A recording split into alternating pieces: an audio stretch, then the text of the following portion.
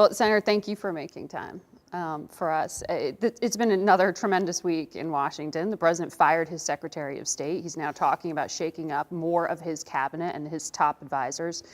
Do you think there's an issue with personnel, or is it policy? You know, I think it can be both. I know with Secretary Tillerson there were differences in policy, but I think it was also a clash of just style and culture. I mean, you think about the president, he's very entrepreneurial. He just picks up the phone and, you know, makes things happen sometimes. And Secretary Tillerson is, you know, CEO of Exxon. When they do things, you know, if you're going to build a production facility in some place, you plan it out, you think it through. And so I think it wasn't just policy, but it was also very much just in how they went about doing their business. And I think the president became sort of exasperated with just how things were in that regard. But I personally thought Rex Tillerson gave very, very sound advice, and obviously was very close to him, talked to him a lot, talked to the president a lot, knew that the relationship was not perfect. How would you describe the current state of the Trump administration? You know, it's interesting. I've been pretty frank in my assessment from time to time. There's a lot happening. I mean, we, you know, just passed a bill this week in banking, or regarding banking. You know, we had tax reform. You know, there's been a lot of things that have occurred. Foreign policy is moving rapidly, unexpectedly in some cases. You're talking about the meeting with Kim Jong-un that the president agreed to. That's right.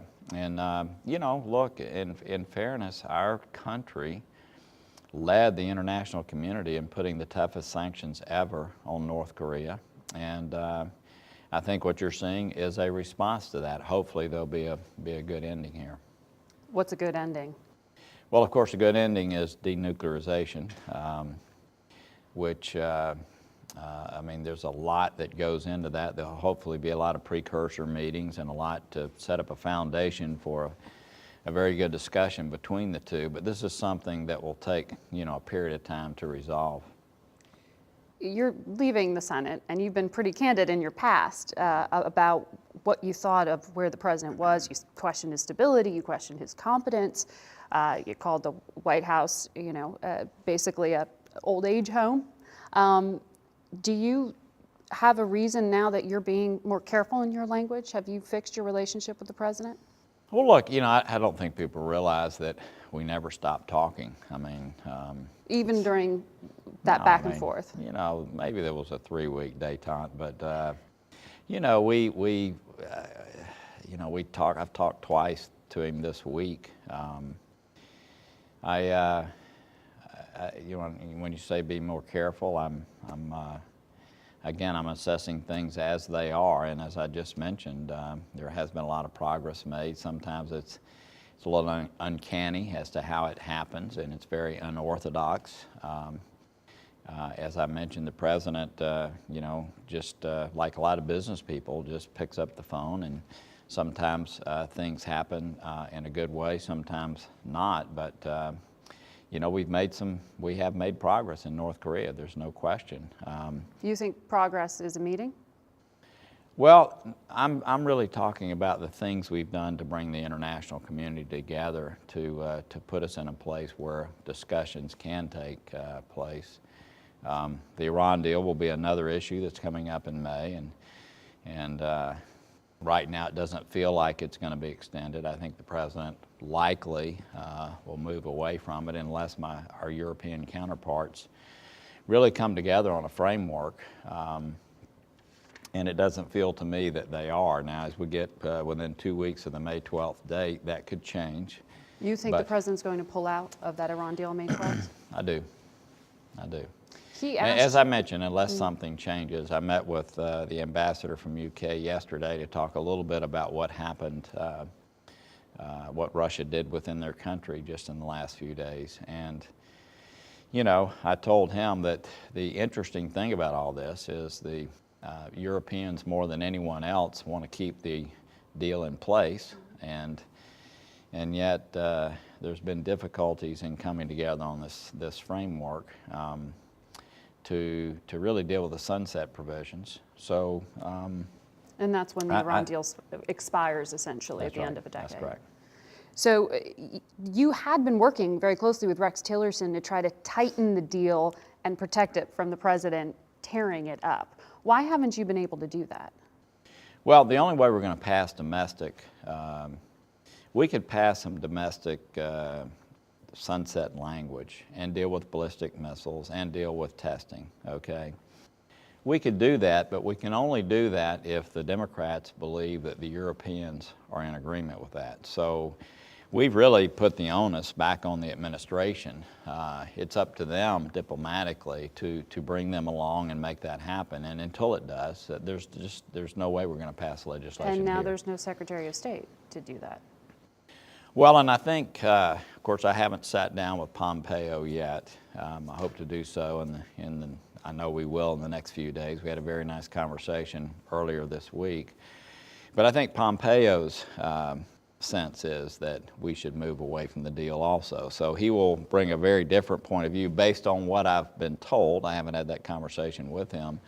But I think he'll bring a very different point of view than Tillerson has brought to this, and Mattis, I might add. Well, Tillerson and Mattis have been advising the president it's better to stick with this deal and this agreement with international allies rather than blow it up.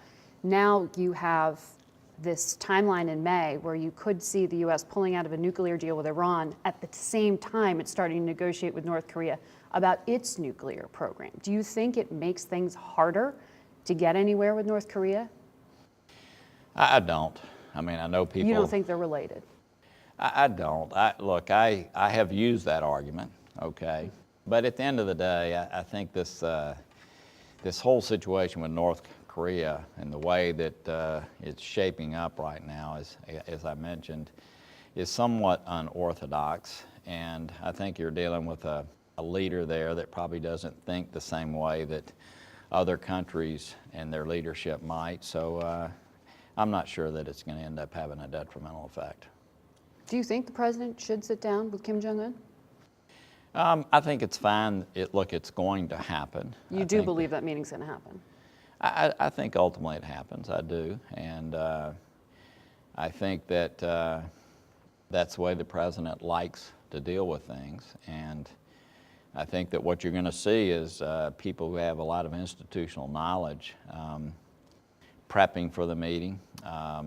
You've already seen the administration sort of move away from an instant meeting. They've said that, they don't know exactly when it's going to occur. And So I think maybe not May, which is when the Well, I South think you're Koreans- seeing that happen because the realities of what you have to do in preparation to make sure that it's successful.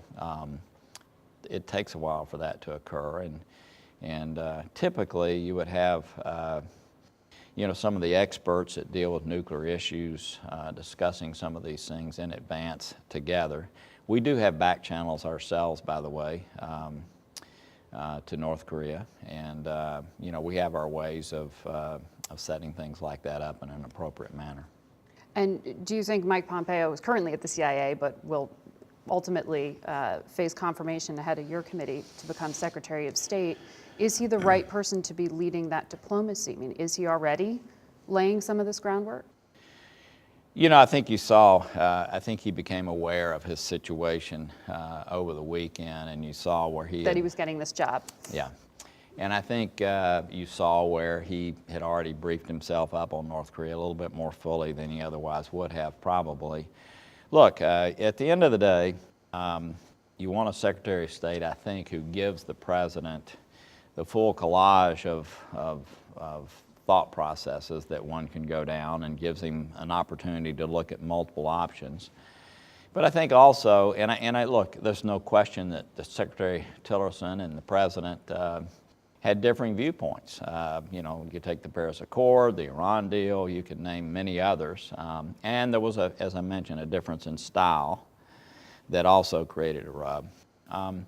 It's my sense that Pompeo is much more aligned with the President. And so I think one of the questions he'll get during the hearing process is just ensuring that he's going to be giving honest assessments and that full range of options to the President as decisions are being made. My sense is, though, they will get along. They will move much more fully together as they move down the path on foreign policy.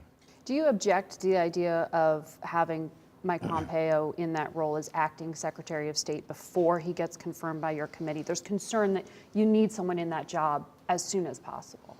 Well, look, we're going to have hearings in April. John Sullivan's over there now, and I think he's a very competent person. He briefed us yesterday on what's happening. The Deputy Secretary. Yeah, the Deputy Secretary. He briefed us yesterday on what's happening in Yemen. And so, look, hopefully we'll move through in April.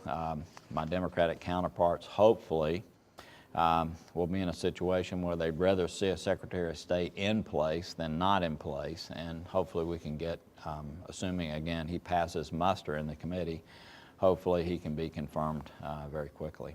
Do you expect to have a new Secretary of State by May? Look, it's, Margaret, as you know, we're moving into the sort of the election season, and things are beginning to feel slightly more partisan. I hope that's the case, but we'll see. Rand Paul says he's going to block the nomination.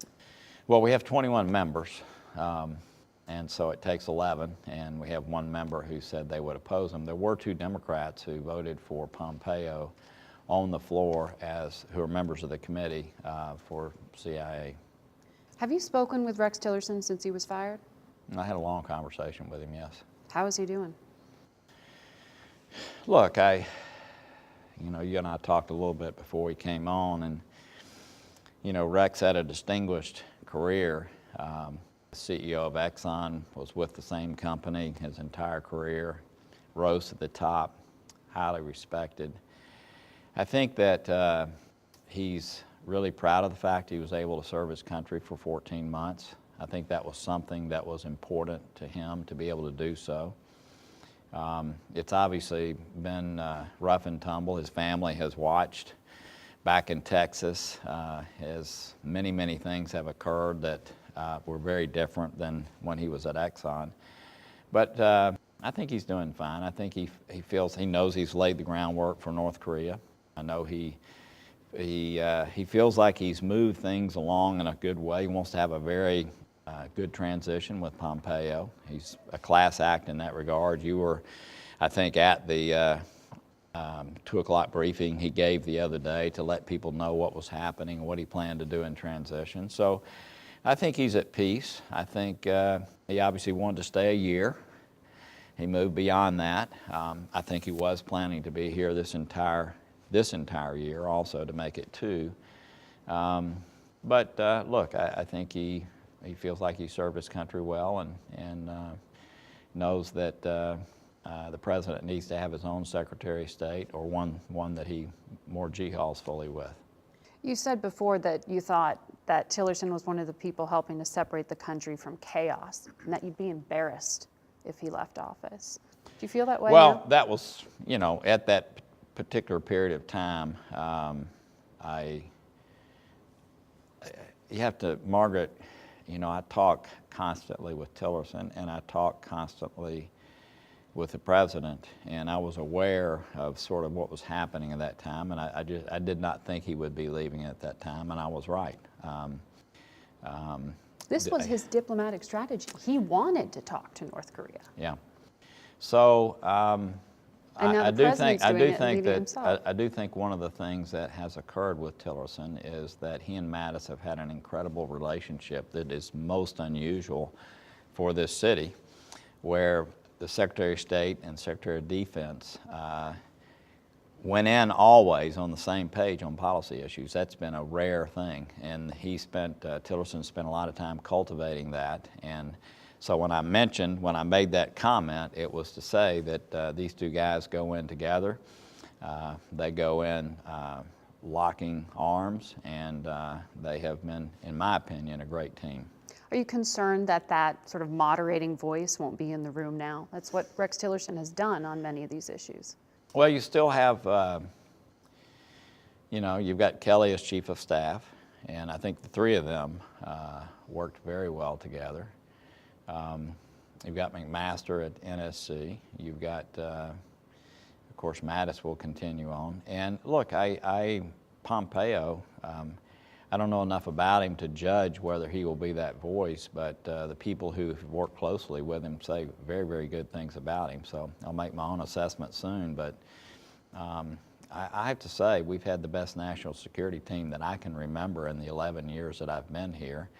And hopefully Pompeo, and there's been many editorials by people who know him over the last very short amount of time, believe he's going to be very good, so we'll see. Does it concern you, though, that the president seems recently to be making staffing choices based more on ideology and personal beliefs? Look, as when the president called from Air Force One the other day to let me know what was happening with Rex, as I said to him, every cabinet member serves at his pleasure. He should have people that he feels he has confidence in.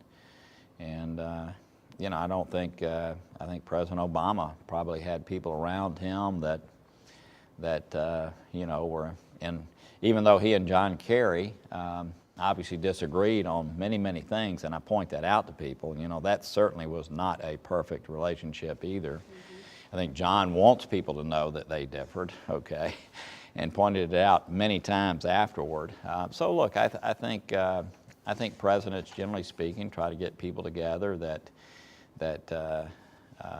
you know, can work effectively as a team. I will say that, and I've watched this, and I've been on the speakerphone during these debates, okay, where the president will call. He'll have his team of people around him in the Oval Office, and we'll be debating an issue. And I do think he likes to hear diverse opinions.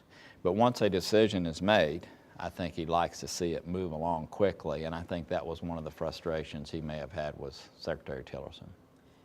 Do you expect more sanctions on Russia as do. Congress has called for? I do. You know, we had as you and I mentioned before, we had a meeting in the SCIF where we have classified briefings, and Secretary Mnuchin walked through the various things they're doing relative to the oligarchs. That's the next piece that's going to roll out and may roll out very, very soon. But it takes a lot of work, and they've got sanctions that are taking place on North Korea. They've got sanctions that are occurring other places. I don't get the feeling that there's any slow walking taking place, and I think we're going to see several more rounds of sanctions occurring. I want to ask you quickly about your own career. You've decided to retire, but you seemed to waver from that a few weeks ago. Did you seriously consider staying here in Washington? You know, in December, I had a number of senators. I made a decision in September that, you know, when I ran in Tennessee, I told people I couldn't imagine serving more than 2 terms. I think it was the right decision for me. I think some of us come up here on a sort of a missional type of service. Some people, you know, do it in a different way. For me, that was the right way. But in December, I had, you know, numbers of senators coming up and talking to me about reconsidering. Some because of foreign policy experience, some just for pure politics, you know, maintaining the seat. I went to Davos for the economic forum representing our country, and you know, had you know, numbers of people around the world doing the same thing, and so, you know, I spent about 2.5 weeks thinking about it and felt that you know, I made the right decision in September. So, But that moment in January, you did rethink staying. It was actually, I think, in February, but for a couple of weeks, I'd hoped to do it privately. Nothing around here happens privately, unfortunately, but yeah, I spent a couple of weeks thinking about it, and you know, it was very therapeutic, and that I just felt that the decision I made in September was the right one. So, do you think the party's doing enough to keep your seat in Republican hands? oh, you know, I'm not much of a politician. You're not much of a politician. I'm not much of a politician. No. So you're a pretty high-ranking senator here. Well, that has occurred, and I've certainly cherished my role as chairman of the Foreign Relations Committee. But you know, I'm not much of a But that's politician. not enough for you to say, I got to stay for the party, just to hold the seat. You know, again, it used to be around, it used to be in our country that people cherished the fact that people would run for 2 terms and leave, right? It was interesting when I announced that I was going to actually do what I said I was going to do while I campaigned. I got no credit for it. People were saying, well, you should stay. You should stay. What are you doing leaving? I've only got 2 years left if I were to stay as chairman of the committee. We have term limits on our side of the aisle as it relates to chairmanships. I would be the next person in banking, but I just felt like that 2 terms was the right amount of time. So, What's next for you? I have no idea. You know, there's a little anxiety. I've been working since I was 13. I know I'm going to do something else. I came from business, and we'll see. I want to continue to play a constructive role. Got a lot of energy, and I want to figure out a way to make a difference in another sphere. But we won't see you around here anymore. You won't see me around here. I don't think I'll be up here. You certainly will not see me doing any kind of government relations work or anything like that, but you know, we'll see what happens.